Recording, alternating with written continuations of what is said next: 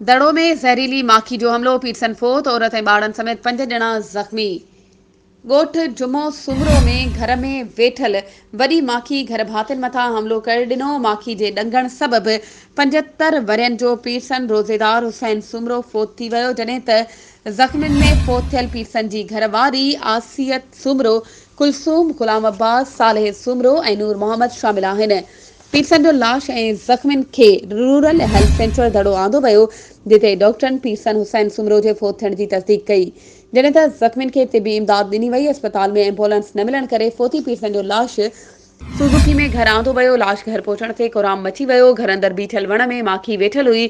ॿारनि माखी खे पत्थर हयां त माखी मच्छर जी घर भातियुनि मथां हमलो करे ॾिनो, जंहिं में ॾंग लॻण करे पीरसन हुसैन सुमरो फोत थी वियो ऐं ॿिया ज़ख़्मी थी पिया। वधीक ख़बरुनि ऐं अपडेट्स जे लाइ असांजे चैनल खे सब्सक्राइब कयो ऐं हा, बेल आइकन खे प्रेस करणु न विसारिजो, त जीअं असांजी हर नई अचण वारी वीडियो तव्हां ताईं पहुचे।